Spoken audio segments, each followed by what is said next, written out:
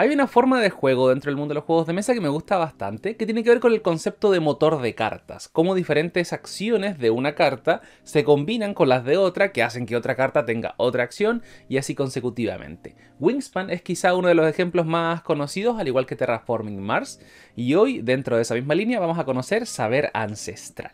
Esta copia llega gracias a David Chile y me gustó bastante en hartos sentidos porque nos muestra elementos a los que ya estamos acostumbrados o familiarizados, pero con pequeños cambios que hacen que funcione muy bien. Vamos a conocerlo.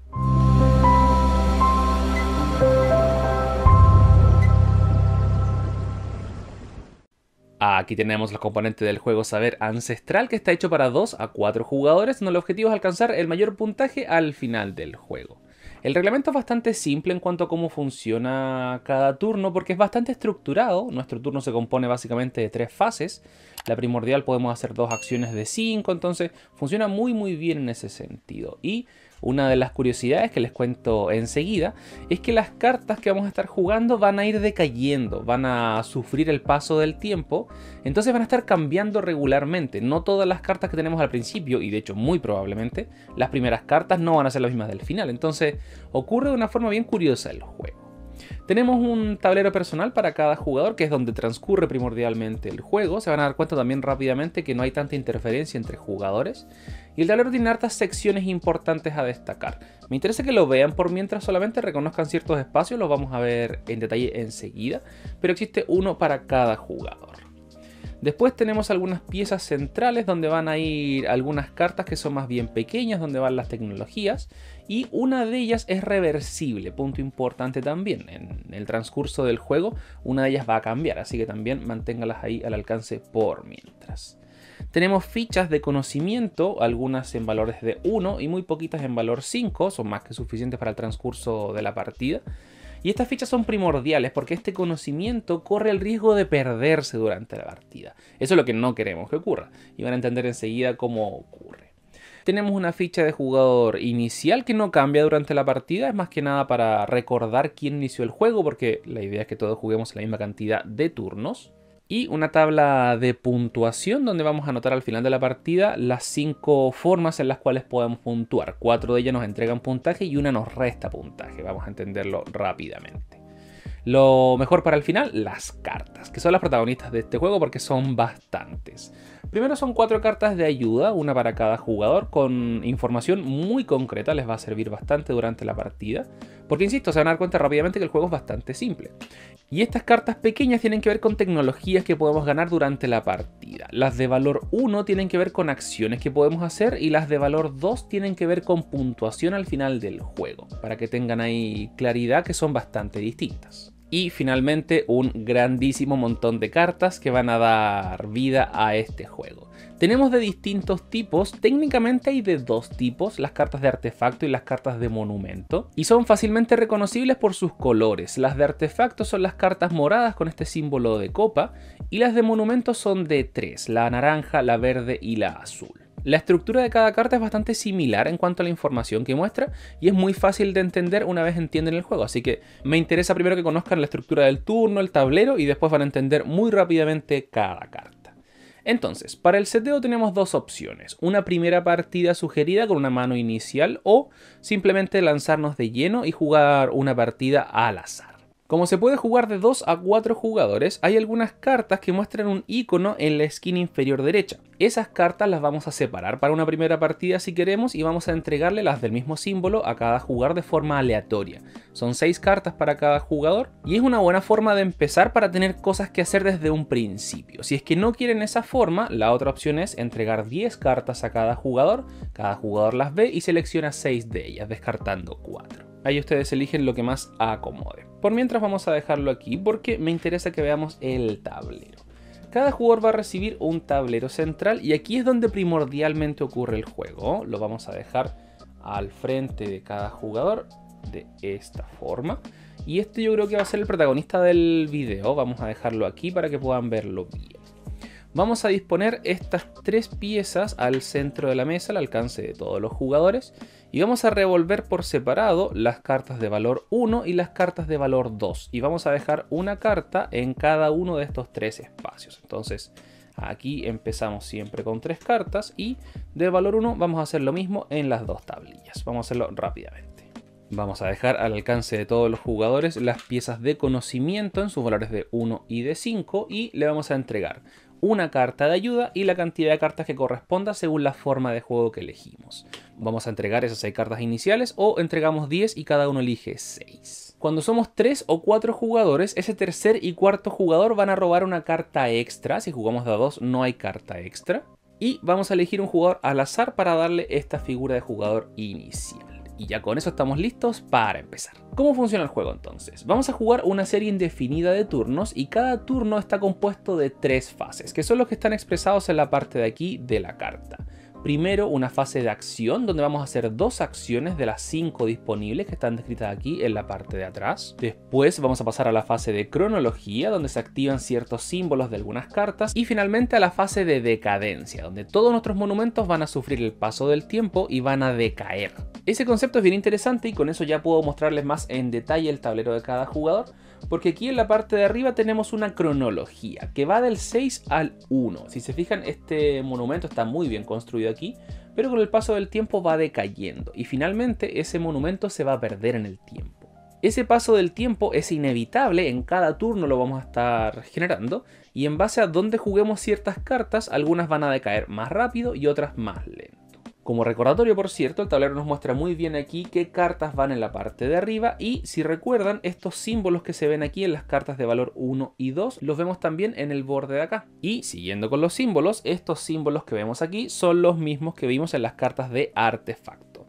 Entonces ya nos queda bastante claro dónde va qué carta. Las cartas moradas de artefacto van a ser jugadas en esta zona de aquí, no puedo tener nunca más de 5. Los monumentos van a ser jugados aquí en la parte de arriba de cronología y cuando reclamemos estas cartas las vamos a dejar en su zona correspondiente al lado de acá. Después las cartas que decaigan cuando vaya ocurriendo el paso del tiempo van a ser ubicadas boca arriba de esta forma. De hecho la carta morada no decae, esta sí. Esta podría ir aquí, las vamos a ir acumulando porque siempre tienen que ser visibles. Y el conocimiento que vayamos a perder vamos a acumularlo acá.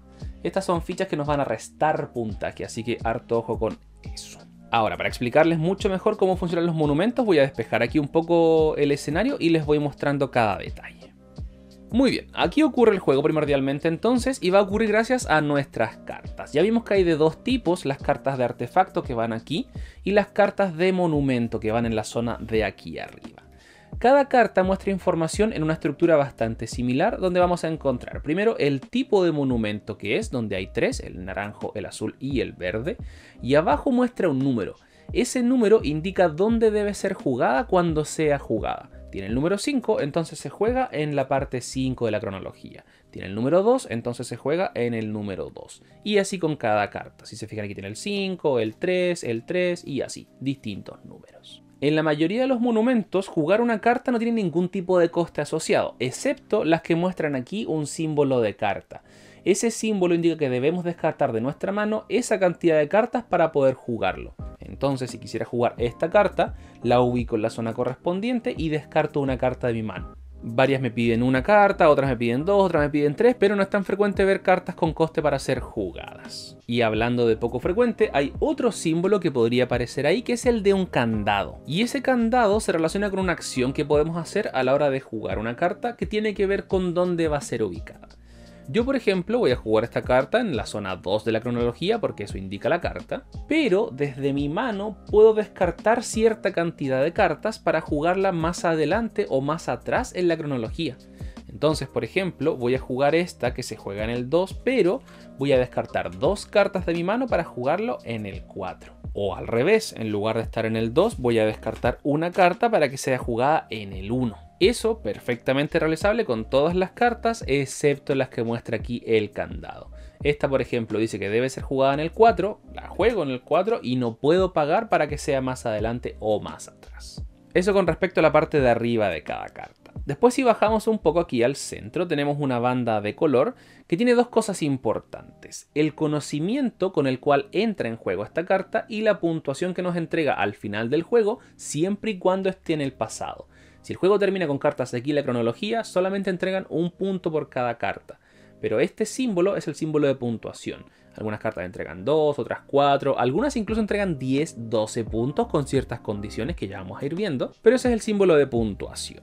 Entonces, independiente de dónde se juegue cada carta, siempre voy a revisar primero con cuánto conocimiento entra esa carta. Esta, por ejemplo, dice que entra con 3 de conocimiento, así que ubico 3 fichas encima. Otras cartas, por ejemplo, dice que entran con 2, la ubico donde corresponda, en este caso va en el número 5, descarto una carta porque debe descartar una para ser jugada, entra con 2 de conocimiento, ubico 2 fichas aquí. Ese es el conocimiento y que vamos a intentar siempre despejar de las cartas. La lógica del juego es ir jugando diferentes acciones, pero que ojalá cuando estas cartas decaigan hacia el pasado no lleven conocimiento, porque eso es conocimiento perdido. Entonces, vamos ahora a la parte principal del juego que tiene que ver con la habilidad de cada carta. Y habilidades hay muchas como para detallarlas todas en este video, pero lo importante es ir reconociendo ciertos símbolos. Por ejemplo, este símbolo de rayo indica que debe activarse cuando es jugada. ¿Qué dice esta, por ejemplo? Retira un conocimiento de cada uno de tus otros monumentos azules. Perfecto, entonces cuando la jugué, esta carta va a verse beneficiada por ese efecto y retiro uno. Entonces ahora cuando decaiga hacia el pasado voy a perder 2 puntos, no 3. Y ahí ya empieza uno a entender hacia dónde va este juego. Otras cartas me permiten hacer otras acciones, algunas descartar algunos elementos que quizá ya no quiero utilizar. Insisto, hay muchas alternativas. Y para recordar bien el tema de cada símbolo, en el manual, en la parte de acá atrás, tenemos un pequeño recordatorio con respecto a la simbología. Así que déjenlo a mano si quieren la primera partida para que les quede mucho más claro. Pero estamos revisando este de aquí, el del rayito.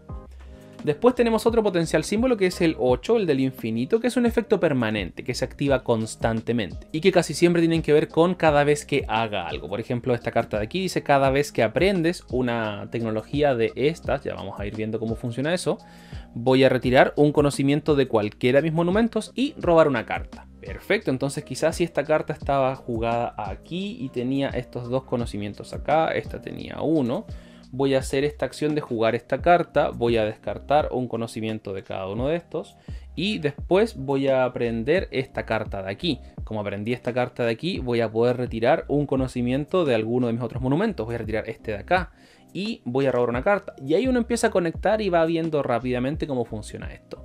Hago esto para hacer esto y esto me permite hacer esto y esto acá. Esa es la gracia del juego y de este motorcito de cartas. Otro símbolo que vamos a encontrar es este del martillo, pero este se activa en la segunda fase del turno, en la cronología. Y podemos activarlo en el orden que nosotros queramos. Algunos tienen mejor beneficio para aplicarse antes que algo o después que algo. O quizá no podía cumplir un beneficio al completo, así que dice algo primero para después poder hacerlo. Hay hartas opciones. Este, por ejemplo, dice, si este monumento está adyacente al menos a 2 monumentos verdes, retira 3 de este monumento.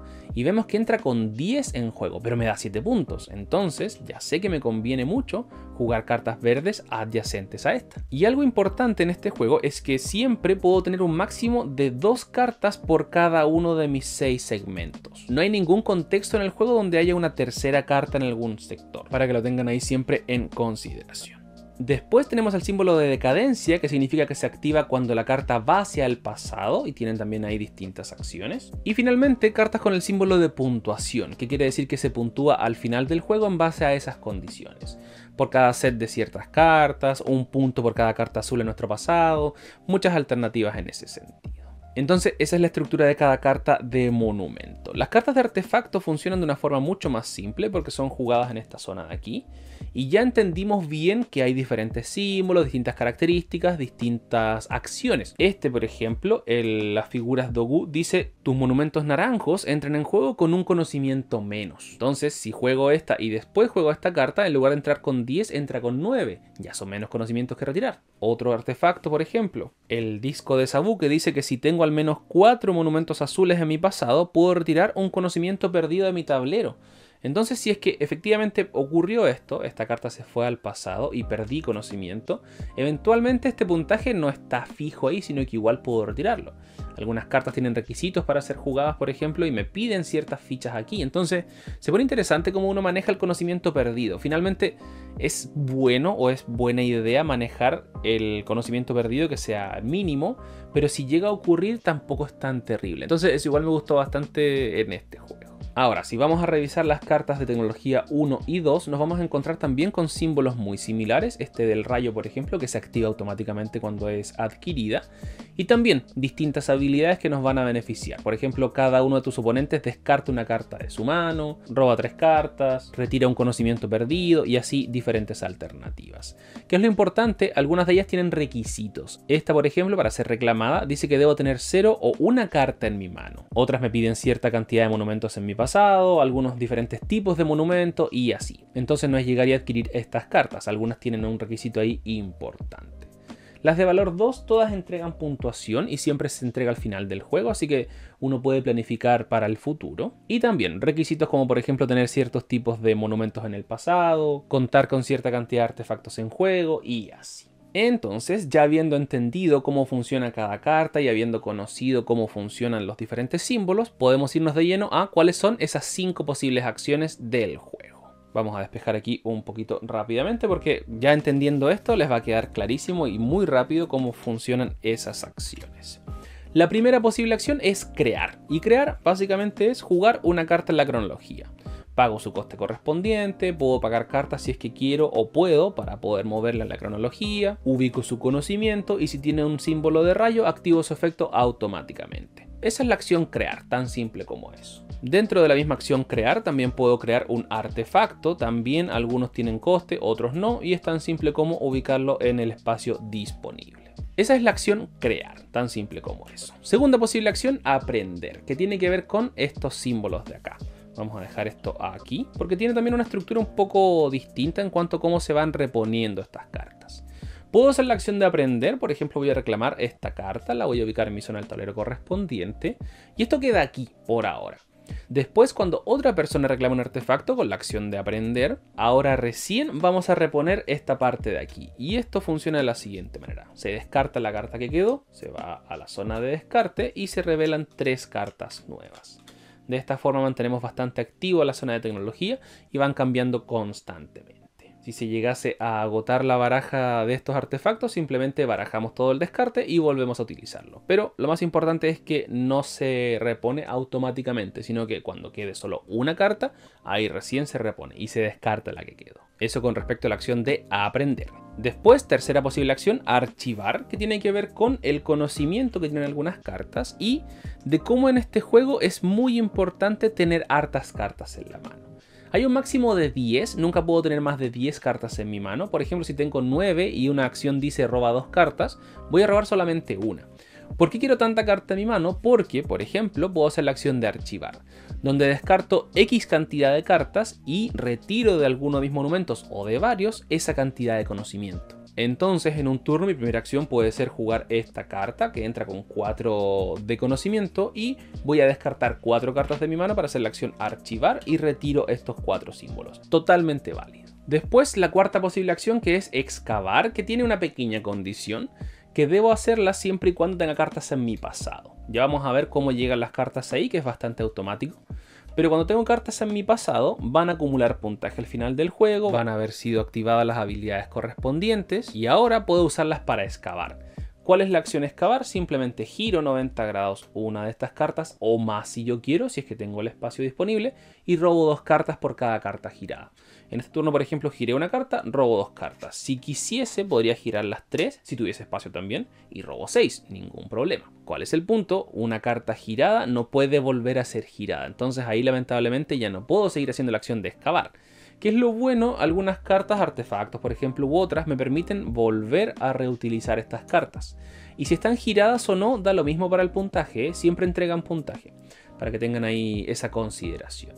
Algunas cartas de artefacto, por ejemplo, dicen cuando hagas la acción excavar, en lugar de robar cartas, retira conocimiento de algunos monumentos. Entonces también es importante tener estas cartas aquí presentes. Y finalmente, la última posible acción, investigar, que es la más simple y quizá no la estén haciendo mucho, pero está ahí disponible, que es robar una carta. Tan simple como eso. Entonces, mi turno consiste de 2 de esas 5 posibles acciones. Puedo hacer 2 veces la acción crear, por ejemplo. Puedo hacer 2 veces la acción investigar si quiero. Puedo hacer 2 veces la acción aprender. No hay ninguna restricción en ese sentido. Y después de haber hecho esas dos acciones pasamos a la fase de cronología. Recuerden que algunas cartas tienen este símbolo de martillo, puede ser carta de monumento, puede ser carta de artefacto, y los activamos en el orden que nosotros queramos. Ojo que muchas de ellas tienen ciertas condiciones, por ejemplo requieren tener ciertas cartas en el pasado, requieren tener cierta cantidad de conocimiento perdido aquí, para que tengan harta atención. Vamos activando sus habilidades y después pasamos a la tercera y última fase, que es la fase de decadencia. Y aquí viene el punto importante. Todas las cartas que estén en mi cronología van a retroceder un espacio. Esta que está en el 3 va a pasar al 2, esta que está en el 4 va a pasar al 3. Entonces, en el siguiente turno, esta que estaba aquí en el 3 va a pasar al 1 y en el siguiente turno va a pasar a esta al 2. Y en el siguiente turno esta carta va a irse al pasado. Y en este momento, en esta decadencia, es cuando se van las cartas al pasado. Y todo el conocimiento que haya quedado aquí se va a esta zona, que es conocimiento perdido, que es lo que no queremos hacer. Y que es lo otro curioso, es que estas cartas que tenían ciertas habilidades se van a ir perdiendo. Entonces ciertas habilidades que antes podía hacer ya no las voy a poder hacer. Algunas cartas que me dieron hartos beneficios al principio ya no me van a dar ese beneficio, pero quizá ahora tengo otra carta que me sirve más. Quizá empecé jugando con cartas azules, pero me voy dando cuenta que según las cartas que me aparecen, me conviene jugar cartas naranjas. Ay, mire, me salió justo una que dice que me entrega un punto al final del juego por cada carta naranja. Ah, entonces aquí empieza lo curioso del juego y de cómo este motor de cartas está cambiando constantemente. Y eso creo que es un detalle importantísimo del juego y creo que también es parte de su esencia y su propuesta de cómo esto va cambiando constantemente con el paso del tiempo, con la decadencia de estos monumentos. Entonces, recapitulamos. Fase 1, fase de acción, hago 2 acciones. Fase 2 de cronología, activo todos los martillos. Y fase 3, decadencia. Hago eso, le toca a la siguiente persona. Siguiente persona, mismas 3 fases. Hace 2 acciones, activa martillos y después sus cartas decaen. Vamos a jugar de esa forma hasta que uno de nosotros logre tener 14 monumentos o más en su pasado. Cuando eso ocurre, se activa el fin del juego y jugamos todos la misma cantidad de rondas. Si yo, por ejemplo, en una partida de 4 jugadores inicié el fin del juego al tener 14 monumentos en el pasado, todos los demás tienen un último turno. Si yo era el jugador inicial y la persona a la derecha terminó el juego, hasta ahí queda porque todos jugamos la misma cantidad de rondas. Por eso es importante esta pieza de aquí. Y ese es saber ancestral. Un detalle importante que no comenté a propósito de los monumentos que van hacia el pasado. Cuando un jugador tenga 7 monumentos en su pasado, se define como el ecuador del juego. Y es ahí cuando una de estas cartas, el jugador activo elige, va a voltearse. Entonces, una de estas fichas, perdón. Yo tenía esta ficha aquí, ahora esto va a pasar a la fase 2. Entonces ahora contamos con 2 tableros de fase 2 y solamente uno de 1. Y ahí vamos a tener más opciones de reclamar puntaje. Recuerden que esto es al final del juego. Entonces, ¿cuáles son esas 5 formas de puntuar al final del juego? Nos vamos a nuestra tablita de puntuación y revisamos. Primero, puntaje de las cartas. Vamos a revisar todas las cartas del pasado y vamos a sumar este valor de aquí. Algunas dan más, otras dan menos, algunas dan 0 lamentablemente. Y lo notamos ahí. Después, las cartas que tengan el símbolo de puntuación. Aquellas, por ejemplo, que dice esta de aquí. Ganas un punto adicional por cada monumento que aún esté en tu cronología. Nos adelantamos un poquito a este símbolo de aquí, que es un punto por cada carta de la cronología. Entonces, con esto nos va a dar 2 puntos en lugar de 1. Este símbolo de aquí tiene que ver con la tecnología que tenemos aquí al lado izquierdo. Recuerden que muchas de ellas nos dan puntaje. Esta ya la vimos, la cronología. Y esto es un punto menos por cada símbolo de conocimiento que tengamos en nuestro tablero. Hacemos la operación matemática y el que tenga más puntaje se declara ganador o ganadora. Y eso es saber ancestral. Vamos ahora a hacer un par de rondas de ejemplo para que les quede mucho más claro cómo funciona. Me voy a centrar aquí en este tablero, esto lo voy a dejar fuera de cámara, pero van a entender rápidamente cómo funciona y lo rápido que puede ser también. Muy bien, ya tenemos entonces cartas repartidas, voy a ser el jugador inicial y voy a iniciar con mis 2 acciones en mi fase de acción. Primero voy a jugar esta carta en la parte 5 que dice tus demás monumentos naranjos entran en juego con un conocimiento menos. Perfecto, así que entra con 3 fichas, las dejamos aquí. Segunda acción, voy a jugar esta carta aquí de valor 3, pero voy a descartar una carta para jugarla en el 2, ya van a entender por qué. Voy a poner sus fichas aquí correspondientes y su habilidad, que se activa cuando decaiga, dice que retiro 4 conocimientos de cualquiera de mis monumentos naranjos con al menos 6 conocimientos, ya van a entender.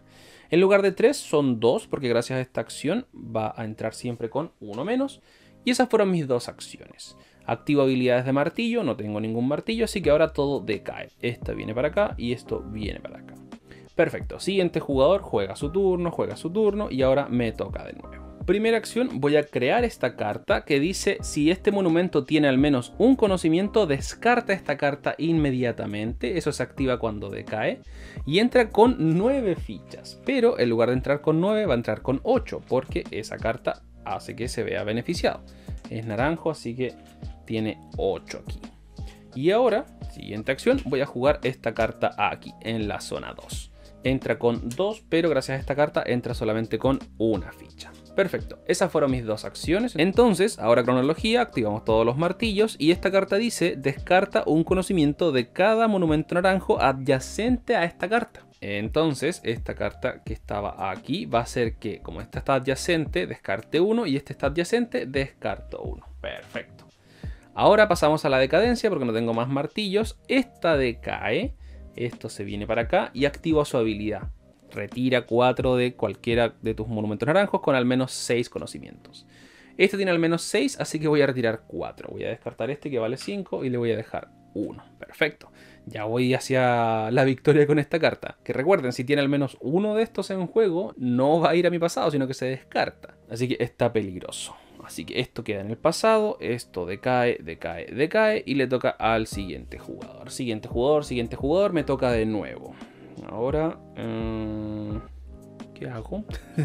¿Cómo me deshago de estas 3 fichas? Bueno, esta cuando se active va a eliminar una de estas, así que no es tan terrible. Creo que voy a hacer primero la acción excavar. Voy a girar esta carta y voy a robar 2. Y me salieron 2 cartas que dice... esta puede servir. Ya, sí, voy a jugar esta carta que se juega en el número 2 y dice retira un conocimiento de cada monumento naranjo adyacente a esta carta. Voy a bajar esto un poquito para que lo alcancen a ver bien ahí. Y esas fueron mis 2 acciones. Ahora pasamos a la siguiente fase. Martillo, cronología, dice que descarto 1 de cada naranjo adyacente, así que descarto esta. Y esta dice lo mismo, retira un conocimiento de cada naranjo adyacente. Estos no son adyacentes en diagonal, esta sí, así que se retira 1. Y ahora decae. Esto se va al pasado, esto viene para acá, esto también decae. Así que ahora tengo un turno para retirar esto, que ya sé que se retira con esto, así que parece que sí me va a dar puntaje. Entonces, de esta forma uno va armando su motorcito, va juntando cartas, va juntando artefactos y va generando ahí la mejor combinación posible. Y eso es saber ancestral. Vamos con los comentarios.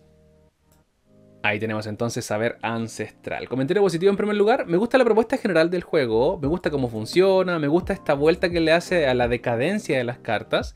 Que la carta que tenías hace 3 turnos de repente ya no está. Entonces ya no tiene su efecto. Pero puedes jugar otra carta que quizás te sirve más. Los artefactos, cómo se combinan. Hartas cosillas que me gustaron mucho cómo funcionan dentro de lo simple. Así que muy bien en ese sentido.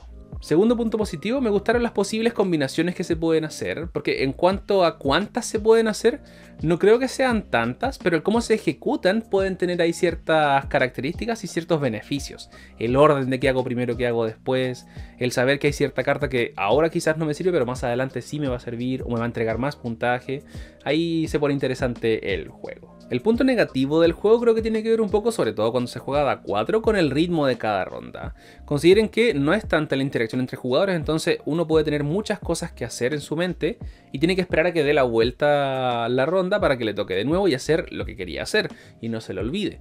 Es un juego donde vamos a estar leyendo harto, entonces por ejemplo la persona que le tocaba antes de mí hizo una acción que le permitió robar 6 cartas, son 6 lecturas que va a hacer, tiene que empezar a revisarla, entonces en ese sentido puede que el juego se sienta un poco lento.